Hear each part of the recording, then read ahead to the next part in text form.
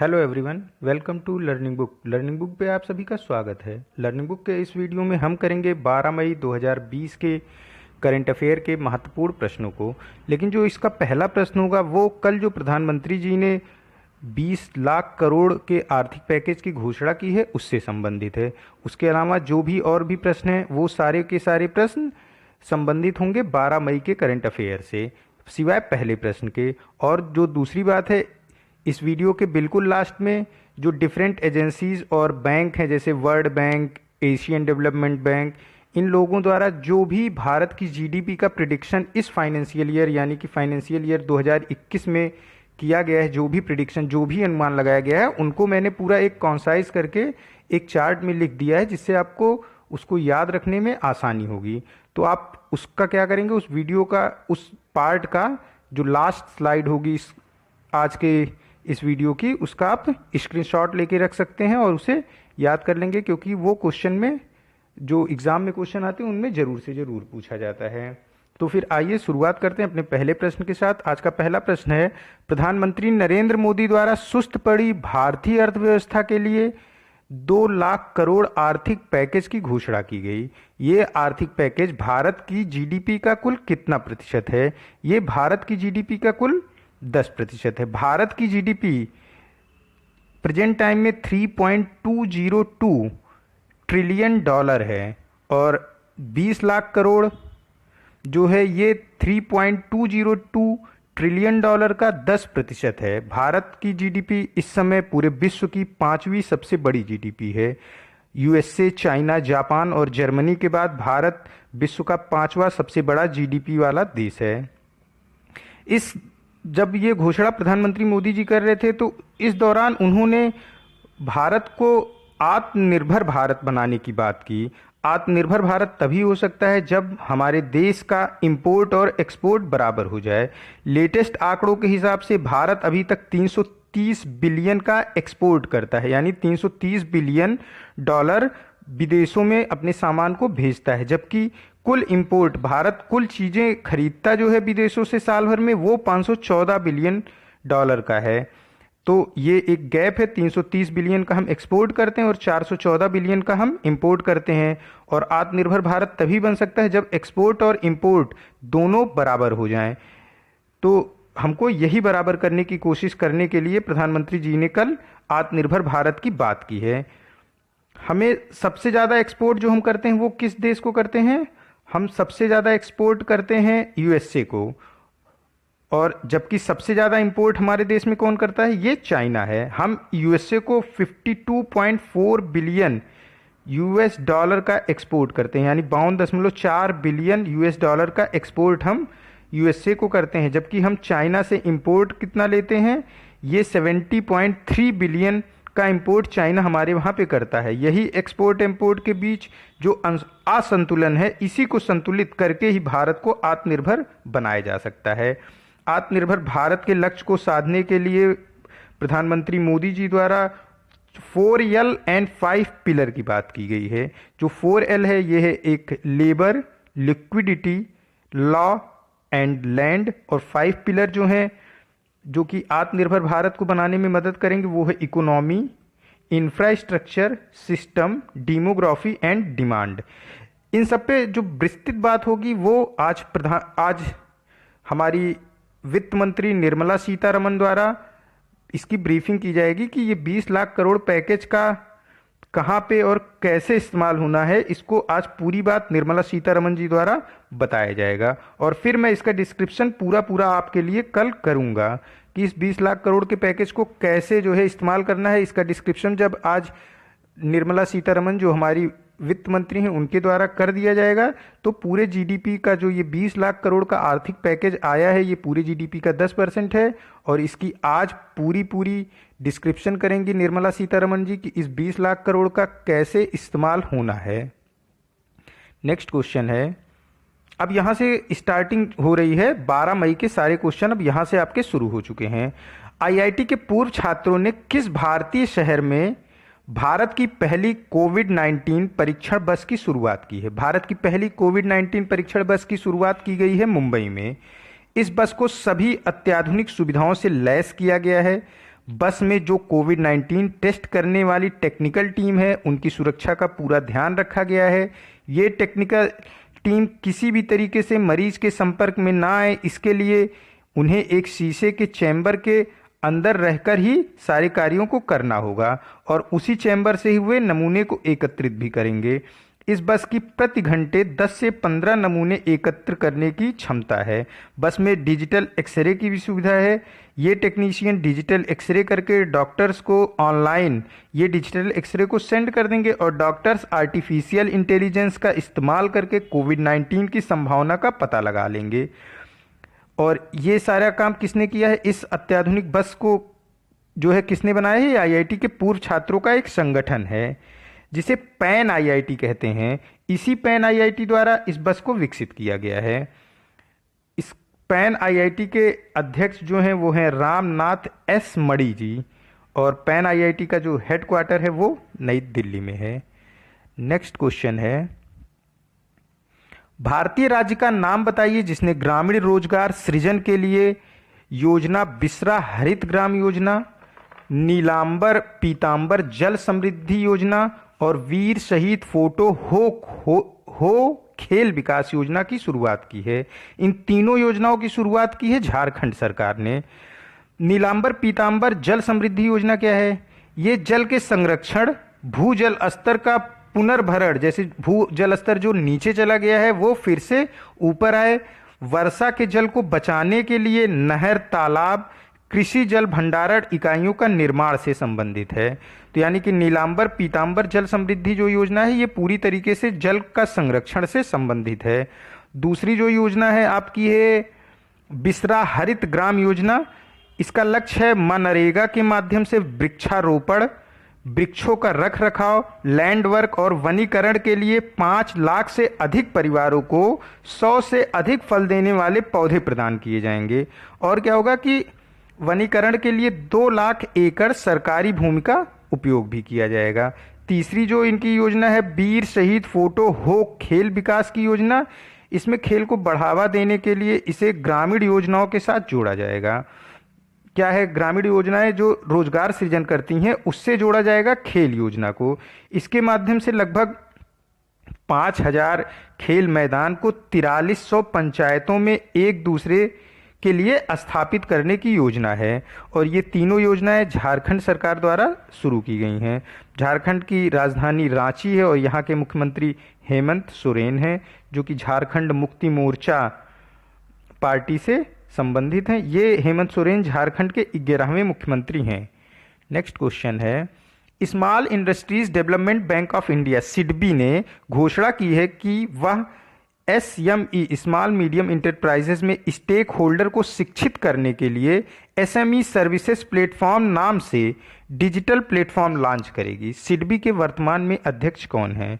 सिडबी के वर्तमान अध्यक्ष मोहम्मद मुस्तफ़ा हैं और सिडबी का हेडक्वार्टर लखनऊ में स्थित है। इंडिया एसएमई यानी small medium enterprises services platform नाम से डिजिटल प्लेटफॉर्म सिडबी लॉन्च कर रहा है। इसका क्या उद्देश्य है?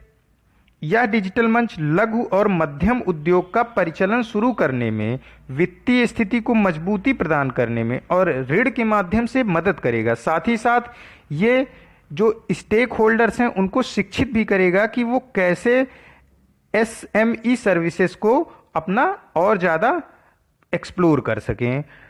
इससे पहले भी सिडबी ने कोविड-19 के प्रभाव से बचाने के लिए सूक्ष्म, लघु और मध्यम उद्योगों को समर्थन देने के लिए विशेष तरलता योजना की शुरुआत की थी। ये जो लोग क्वेश्चन देख रहे होंगे मेरे लगातार, उन्हें ये चीज़ें पता होंगी जो मैं बाद में रिपीट करता हूँ। ये रिपीट इसलिए मैं कर देता हूँ ताकि बार बार रिमाइंड होने से आपको याद हो जाएगा। तो विशेष तरलता योजना भी सिडबी की है जो कि सूक्ष्म, लघु और मध्यम उद्योगों को कोविड-19 के दौरान समर्थन देने के लिए सिडबी द्वारा लॉन्च की गई थी। नेक्स्ट क्वेश्चन है, सिंगापुर स्थित डीबीएस यानी कि डेवलपमेंट बैंक ऑफ सिंगापुर के अनुमान वित्त वर्ष 2020-21 के लिए भारत का संशोधित जीडीपी पूर्वानुमान क्या है? सिंगापुर के बैंक डीबीएस ने पहले भारत के लिए वित्त वर्ष 2021 के लिए 1.5 का अनुमान लगाया था, लेकिन अभी इसे ये घटाकर 1% कर दिया है। डीबीएस का हेडक्वार्टर सिंगापुर में है और इसके सीईओ पीयूष गुप्ता हैं। और इसका हेडक्वार्टर कहाँ पे है? ये सिंगापुर में है। सारे जितने भी एजेंसीज हैं, जितने भी संगठन हैं, जितने भी बैंक हैं, वो एशियन डेवलपमेंट बैंक हो या फिर वर्ल्ड बैंक हो, उन सब ने, जितनी भी एजेंसी, जितने भी संगठन द्वारा भारत की जो भी जीडीपी का पूर्वानुमान लगाया गया है, वो आज की वीडियो के बिल्कुल लास्ट स्लाइड में मैंने पूरे को लिख दिया है। और इसमें ये लगातार परिवर्तन भी कर रहे हैं, तो परिवर्तन को हम क्वेश्चन के माध्यम से कवर करते रहेंगे और जब ज़्यादा परिवर्तन हो जाएगा तो आपको दूसरी स्लाइड अवेलेबल करा दी जाएगी। तो इस वीडियो के लास्ट स्लाइड का आप स्क्रीनशॉट लेके उसे याद रख सकते हैं, क्योंकि जीडीपी से जो ये जीडीपी का प्रिडिक्शन होता है डिफरेंट एजेंसियों द्वारा, इससे एक क्वेश्चन हर एग्जाम में लगभग पूछा ही जाता है। इसीलिए उसको क्या किया गया है, कवर करके लास्ट स्लाइड में पूरा आपको लिख के दे दिया गया है कि कौन सी जीडीपी, किस एजेंसी ने भारत के लिए 2021 वित्त वर्ष में कितनी जीडीपी का पूर्वानुमान किया है।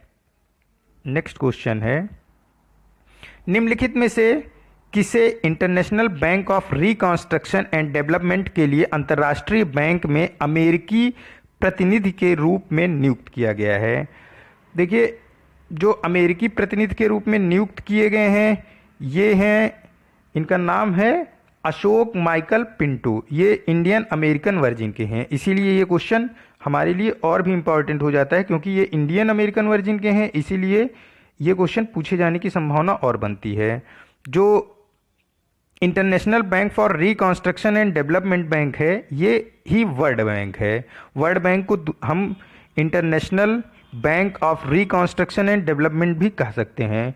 डोनाल्ड ट्रंप ने वर्ल्ड बैंक में अमेरिका के प्रतिनिधित्व के रूप में अशोक माइकल पिंटो की नियुक्ति की है। वर्ल्ड बैंक में अशोक माइकल पिंटो की नियुक्ति की है, तो ऑप्शन डी इसका करेक्ट हो जाएगा। नेक्स्ट क्वेश्चन है, श्रीकांत माधव वैद्य को किस भारतीय पीएसयू के नए अध्यक्ष के रूप में नियुक्त किया गया है? इन्हें नियुक्त किया गया है इंडियन ऑयल कॉरपोरेशन के नए अध्यक्ष के रूप में। श्रीकांत माधव वैद्य इंडियन ऑयल कॉरपोरेशन के नए अध्यक्ष होंगे। और नेशनल थर्मल पावर कॉरपोरेशन के डायरेक्टर के रूप में अभी हाल में ही नियुक्ति की गई रमेश बाबू बी की। रमेश बाबू बी को हाल में ही एनटीपीसी के नए डायरेक्टर के रूप में नियुक्त किया गया है, जबकि श्रीकांत माधव वैद्य इंडियन ऑयल कॉरपोरेशन के नए अध्यक्ष होंगे। नेक्स्ट क्वेश्चन है, उस भारतीय पत्रकार का नाम बताइए जिसने फीचर फोटोग्राफी में 2020 में पुलित्जर पुरस्कार जीता है। देखिए, दार एशीन, मुख्तार खान और चन्नी आनंद तीनों ने ही पुलित्जर पुरस्कार में फोटो की जो श्रेणी होती है, फोटोग्राफी श्रेणी में पुलित्जर पुरस्कार को जीता है। 5 अगस्त 2019 को जम्मू कश्मीर से अनुच्छेद 370 के हटाए जाने के बाद भारत सरकार द्वारा जम्मू कश्मीर पर लगाए गए बंद के दौरान इन तीनों ने जम्मू कश्मीर में एक असाधारण कवरेज दिया था। मतलब वहाँ की फोटोग्राफी को क्लिक किया जब वहाँ पे बंद के दौरान, तो इसीलिए इनके इस असाधारण कवरेज के लिए ही इन्हें पुलित्जर पुरस्कार 2020 से सम्मानित किया गया। पुलित्जर पुरस्कार कोलंबिया विश्वविद्यालय द्वारा दिया जाता है। यह पत्रकारिता के साथ ही साथ संगीत और साहित्य के क्षेत्र में भी प्रदान किया जाता है। पत्रकारिता के भी कई श्रेणियों में प्रदान किया जाता है और उसमें एक श्रेणी है फोटोग्राफी श्रेणी। उसी फोटोग्राफी श्रेणी के तहत इन तीनों को पुलित्जर पुरस्कार दिया गया है। कोलंबिया विश्वविद्यालय न्यूयॉर्क यूएसए में स्थित है। नेक्स्ट क्वेश्चन है, उस भारतीय राज्य का नाम बताइए जिसने अन्य राज्यों के लोगों के लिए एग्जिट ऐप नाम से ऐप लॉन्च किया है जो लॉकडाउन के कारण राज्य में फंसे हुए हैं। वेस्ट बंगाल ने एग्जिट ऐप नाम से जो है ऐप को लॉन्च किया है। एग्जिट ऐप में जो कोई भी व्यक्ति दूसरे राज्य का है और लॉकडाउन के दौरान वेस्ट बंगाल में कहीं भी फंसा हुआ है और अपने राज्य वापस जाना चाहता है, वह इस एग्जिट ऐप के माध्यम से आवेदन कर सकता है और वेस्ट बंगाल की सरकार पड़ोसी राज्यों के नोडल अधिकारियों की मदद से उन्हें इनके गृह जनपद तक पहुंचाएगी। नोडल अधिकारी क्या होते हैं? देखिए, नोडल अधिकारी अभी सारे राज्यों ने अपने राज्यों के लिए कई नोडल अधिकारियों की नियुक्ति कर दी है, जिसके माध्यम से अगर आप किसी अन्य राज्य में हैं और अपने राज्य वापस जाना चाहते हैं तो आप अपने नोडल अधिकारियों से भी संपर्क कर सकते हैं। तो एग्जिट ऐप वेस्ट बंगाल सरकार ने जारी किया है कि आप इसे फॉर्म को भर सकते हैं, तो आपके लिए नोडल अधिकारियों से संपर्क वहाँ की सरकार करेगी। वेस्ट बंगाल की कैपिटल राजधानी कोलकाता है, यहाँ की मुख्यमंत्री ममता बनर्जी हैं और गवर्नर जगदीप धनखड़ हैं। नेक्स्ट क्वेश्चन है, नरेंद्र सिंह तोमर ने हाल ही में सरकार ई बाजार पोर्टल पर सरस संग्रह शुरू किया। सरस संग्रह GEM और किस मिशन की पहल है? गवर्नमेंट ई मार्केट को ही GEM लिखा गया है। गवर्नमेंट ई मार्केट और दीनदयाल अंत्योदय योजना राष्ट्रीय ग्रामीण आजीविका मिशन ने मिलकर गवर्नमेंट ई बाजार पोर्टल पर, गवर्नमेंट ई मार्केट और दीनदयाल अंत्योदय योजना ने मिलकर गवर्नमेंट ई बाजार पोर्टल पर सरस संग्रह की शुरुआत की है। इसका उद्देश्य क्या है? इसका उद्देश्य केंद्र और राज्य सरकारों के खरीदारों के लिए बाजार पहुंच के साथ ही साथ सेल्फ हेल्प ग्रुप यानी स्वयं सहायता समूह के उत्पादों को भी राष्ट्रीय बाजार उपलब्ध कराना है। स्वयं सहायता ग्रुप यानी कि सेल्फ हेल्प ग्रुप के 5 उत्पाद इस श्रेणी में सम्मिलित किए गए हैं, जिन्हें इस शहर संग्रह पर, सरस संग्रह पर बेचा जा सकता है। ये हैं हस्तशिल्प। हस्तशिल्प क्या होती है? इसमें बांस, लकड़ी, पत्ते आदि से जो है हाथों के द्वारा कुछ आकृतियां बनाई जाती हैं, जिसे लोग अपने घरों में सजावटी सामान के रूप में इस्तेमाल करते हैं। हथकरघा एवं वस्त्र, हाथों से बने वस्त्र को हथकरघा कहते हैं। कार्यालय के सामान जैसे पेपर, पेन, ये सब। किराना के सामान जैसे हल्दी, धनिया, ये सारे सामान किराना के सामान। तो इन सब श्रेणियों में सेल्फ हेल्प ग्रुप द्वारा बनाए गए सामान को इस सरस संग्रह पर उपलब्ध कराया गया है। इसके अंतर्गत 11 राज्यों के 913 सेल्फ हेल्प ग्रुप स्वयं सहायता समूह पहले से ही विक्रेता के रूप में पंजीकृत हैं। ये 11 राज्य हैं: बिहार, छत्तीसगढ़, झारखंड, कर्नाटक, केरल, हिमाचल प्रदेश, महाराष्ट्र, उड़ीसा, राजस्थान, उत्तर प्रदेश और वेस्ट बंगाल। नेक्स्ट क्वेश्चन है, CSIR central institute of medicinal and aromatic plants के शोधकर्ताओं ने CIM पोषक और हर्बल कप सिरप नाम से 2 हर्बल उत्पाद विकसित किए हैं जो व्यक्तियों की प्रतिरोधक क्षमता बढ़ाते हैं। CIMAP कहाँ स्थित है? देखिए, CIMAP का फुल फॉर्म है central institute of medicinal and aromatics plant. ये लखनऊ में स्थित है। CSIR क्या है? Council of scientific and industrial research, ये दिल्ली में स्थित है। Council of scientific and industrial research यानी कि CSIR के ही अंतर्गत कार्य करता है central institute of medicinal and aromatic plants, जो कि लखनऊ में है। इसने 2 उत्पाद विकसित किए हैं। एक सिम पोषक, ये क्या है? ये इम्यूनिटी बूस्टर है, ये प्रतिरोधक क्षमता को बढ़ाएगा। दूसरा है आपका हर्बल खांसी की दवा, जो कोविड-19 इन्फेक्शन से जुड़ी सूखी खांसी के लक्षणों को कम करने में मदद करेगा। तो CMAP कहाँ पे स्थित है? ये स्थित है लखनऊ में। इसने विकसित किया है सिम पोषक और herbal cup syrup. Next question है, SN Bose national centre for basic sciences के वैज्ञानिकों ने कोविड-19 के इलाज के लिए ऑक्सीडेटिव स्ट्रेस, ऑक्सीडेटिव तनाव को बदलने के लिए नैनो मेडिसिन को विकसित किया है।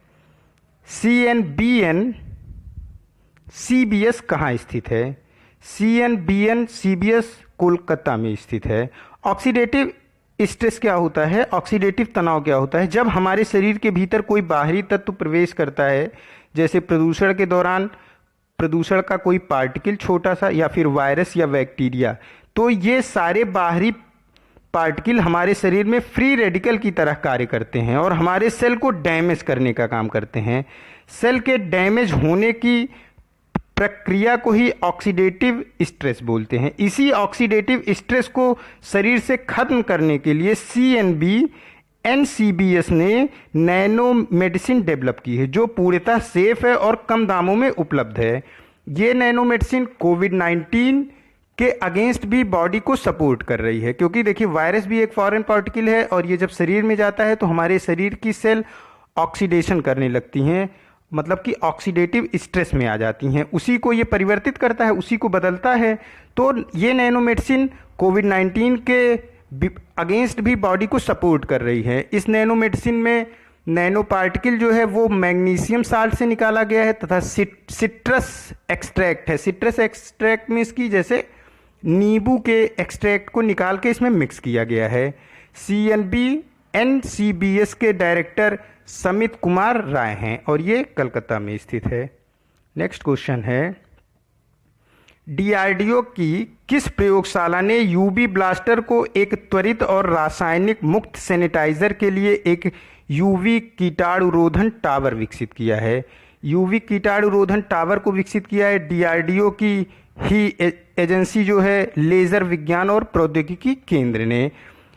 ये जो यूवी टावर है ये केमिकल फ्री सैनिटाइजेशन का कार्य करेगा, जो कि कोरोना वायरस के लिए हाईली प्रोन एरिया है। ये यूवी रेज के टावर उन कोविड-19 के प्रोन एरिया को डिसइंफेक्टेंट करने का कार्य करेंगे। और आपका लेस्टेक जो है ये DRDO के लिए कार्य करता है। DRDO के चीफ जी सतीश रेड्डी हैं और DRDO का हेडक्वार्टर नई दिल्ली में स्थित है। नेक्स्ट क्वेश्चन है, उस मंत्रालय का नाम बताइए जिसने लेखा परीक्षा स्वतंत्रता और जवाबदेही बढ़ाने के लिए 7 सदस्यीय समिति का गठन किया है। कारपोरेट मामले के मंत्रालय ने ऑडिट की स्वतंत्रता और जवाबदेही बढ़ाने के लिए 7 सदस्यीय समिति का गठन किया है। इस समिति को 30 जून तक अपनी रिपोर्ट सौंपने को कहा गया है। क्या है ये? देखिए, हर डिपार्टमेंट और हर वो इंडस्ट्रीज को साल में अपना एक बार ऑडिट कराना होता है। ऑडिट के दौरान ये पता चलता है कि इसने कितनी पूंजी का खर्च किया और कितनी पूंजी को अर्जित किया है, और इस ऑडिट की जानकारी गवर्नमेंट के पास पहुंचती है।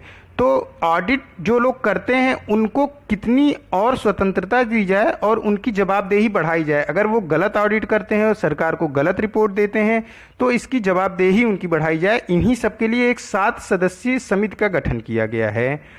और क्वेश्चन में यही पूछा गया कि इस 7 सदस्यीय समिति का गठन किस मंत्रालय ने किया है? इसको किया है कॉरपोरेट मामले के मंत्रालय ने। हमारी कॉरपोरेट मिनिस्टर निर्मला सीतारमण है। इनका जो संसदीय क्षेत्र, ये संसदीय क्षेत्र नहीं, ये राज्यसभा की मेंबर हैं और ये कर्नाटक के लिए राज्यसभा में प्रतिनिधित्व करती हैं।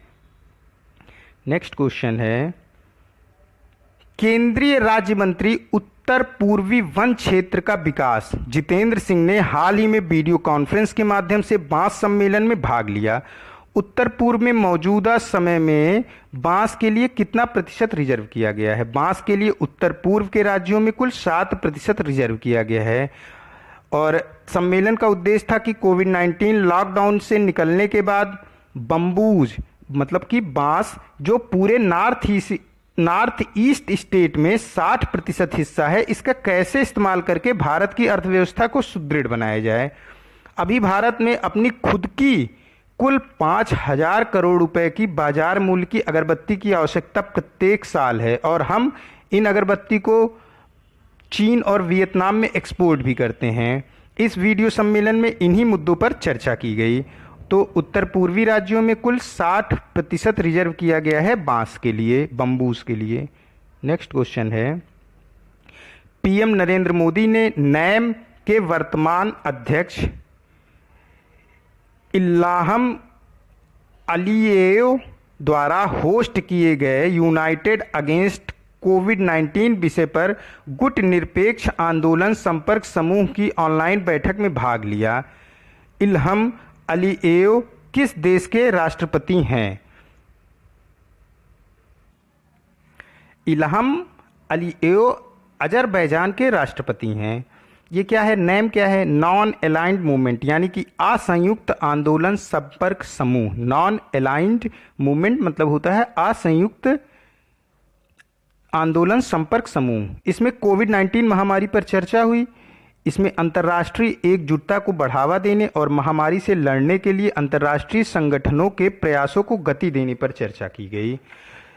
इस जो ये नैम हुआ ये ऑनलाइन हुआ था, यानी कि इसमें वीडियो कॉन्फ्रेंसिंग के माध्यम से ये हुआ था। इसमें एशिया, अफ्रीका, लैटिन अमेरिका और यूरोप के 30 से अधिक देशों ने वीडियो कॉन्फ्रेंसिंग के माध्यम से इस सम्मेलन में हिस्सा लिया। इनके कोई ना कोई प्रतिनिधि ने, मतलब 30 से अधिक देशों के प्रतिनिधि ने इसमें हिस्सा लिया। हमारे देश के प्रधानमंत्री मोदी जी ने इसमें हिस्सा लिया था। नैम कोई अस्थाई निकाय तो है नहीं, अतः इसका कोई मुख्यालय भी नहीं है। तो इल्हम अलीएव अजरबैजान के राष्ट्रपति हैं। नेक्स्ट क्वेश्चन है, कनाडा के निकोलस सी कोप्स, ऑस्ट्रेलिया के जोसेफ जे लैंड्सबर्ग और अमेरिका के रिचर्ड एच वार्निंग ने मार्क्स कलिनबर्ग पुरस्कार 2020 को 3PG मॉडल के लिए साझा किया। मार्क्स कलिनबर्ग पुरस्कार को निम्नलिखित में से किस और नाम से जाना जाता है? इसे वन क्षेत्र का नोबेल पुरस्कार भी कहते हैं। और यही क्वेश्चन में पूछा गया कि मार्क्स कलिनबर्ग पुरस्कार को किस और नाम से जानते हैं, तो इसे वन क्षेत्र के नोबेल पुरस्कार नाम से जानते हैं। इसे 3 लोगों को दिया गया, कनाडा के निकोलस सी कोल्ब्स को, ऑस्ट्रेलिया के जोसेफ जे लैंड्सबर्ग को और अमेरिका के रिचर्ड एच वार्निंग को। 3PG मॉडल क्या है? ये जो है 3PG मॉडल से हम क्या करते हैं, इससे हम बदलते हुए पर्यावरणीय परिस्थितियों और कार्बन स्टोर करने के लिए जंगलों की क्षमता के तहत वन विकास का अनुमान लगाते हैं। 3PG मॉडल से हम बदलते हुए पर्यावरणीय परिस्थितियों और कार्बन स्टोर करने के लिए जंगलों की क्षमता के तहत वन विकास का अनुमान लगाते हैं। तो मार्क्स कलिनबर्ग पुरस्कार को किस और नाम से जानते हैं? इसे वन क्षेत्र के लिए नोबेल पुरस्कार कहते हैं। रूसी राष्ट्रपति व्लादिमीर पुतिन ने द्वितीय विश्व युद्ध के बाद नाजी जर्मनी पर जीत की 75वीं वर्षगांठ के अवसर पर द्वितीय विश्व पदक से किसे सम्मानित किया? इसे सम्मानित किया है राष्ट्रपति व्लादिमीर पुतिन ने किम जोंग उन को। नॉर्थ कोरिया क्षेत्र में द्वितीय विश्व युद्ध के दौरान शहीद हुए रूस के सैनिकों की स्मृति को संरक्षित करने में किम जोंग उन की भूमिका के लिए इन्हें यह पुरस्कार से सम्मानित किया गया। रूस की राजधानी मॉस्को है, यहाँ की करेंसी रूबेल है। नॉर्थ कोरिया की राजधानी व्योंगयांग है और यहाँ की करेंसी नॉर्थ कोरियन वोन है। नेक्स्ट क्वेश्चन है, मिडवाइफ का अंतर्राष्ट्रीय दिवस प्रतिवर्ष कब मनाया जाता है? मिडवाइफ मीन्स दाई लोगों के लिए अंतर्राष्ट्रीय दिवस प्रतिवर्ष 5 मई को मनाया जाता है। दाई जो एक हेल्थ वर्कर होती हैं, ये हेल्थ वर्कर की तरह कार्य करती हैं। ये प्रजनन यानी कि शिशु जब पैदा होता है उस दौरान नवजात शिशुओं की देखभाल में इनकी महत्वपूर्ण भूमिका होती है। WHO ने वर्ष 2020 को year of nurses and midwife के रूप में मनाने का फैसला किया है। 2020 का वर्ष WHO द्वारा ईयर ऑफ नर्सेज और मिडवाइफ्स के रूप में मनाए जाने का फैसला लिया गया है। मिडवाइफ्स का अंतर्राष्ट्रीय दिवस प्रत्येक वर्ष 5 मई को मनाया जाता है। मिडवाइफ लोगों का, दाई लोगों का क्या कार्य है? ये प्रजनन, जब महिलाएं बच्चे के लिए ऑपरेशन थिएटर में जाती हैं तो उस दौरान ये डॉक्टर्स की हेल्प करती हैं और नवजात शिशु जो होता है उसके देखभाल में भी इनकी महत्वपूर्ण भूमिका होती है। नेक्स्ट क्वेश्चन है, विश्व अस्थमा दिवस 2020 5 मई को मनाया गया। इस दिन के लिए क्या विषय रखा गया? अस्थमा से अधिक मृत्यु।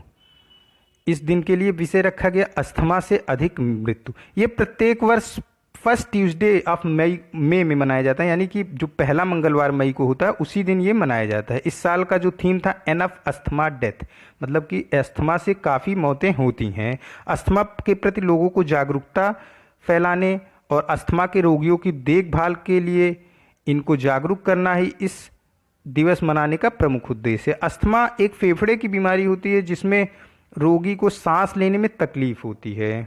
रोगी प्रॉपर दवा का इस्तेमाल और कुछ सावधानियों के साथ सामान्य जीवन जी सकता है, जैसे बदलते मौसम में खुद का ध्यान रखना, हमेशा इन्हेलर को अपने साथ रखना, जब भी उनकी सांस लेने में उन्हें तकलीफ हो तो वो इन्हेलर का इस्तेमाल कर सके, और मास्क का प्रयोग करना इन सावधानियों में से प्रमुख है। तो अस्थमा से अधिक मौत जो 5 मई को विश्व अस्थमा दिवस मनाया गया उसके लिए इस साल की थीम थी। नेक्स्ट क्वेश्चन और आज का ये लास्ट क्वेश्चन है, इसके बाद आपको वो स्क्रीनशॉट वाला पेज आ जाएगा। जेम्स एम बेक्स जिनका हाल ही में निधन हो गया, वो किस अंतर्राष्ट्रीय अंतरिक्ष एजेंसी के पूर्व प्रशासक थे? मैं फिर से रिपीट कर रहा हूँ, जेम्स एम बेक्स जिनका हाल ही में निधन हो गया वो किस अंतरिक्ष एजेंसी के पूर्व प्रशासक थे? ये पूर्व प्रशासक थे नासा के। नासा यूनाइटेड स्टेट की स्पेस एजेंसी है।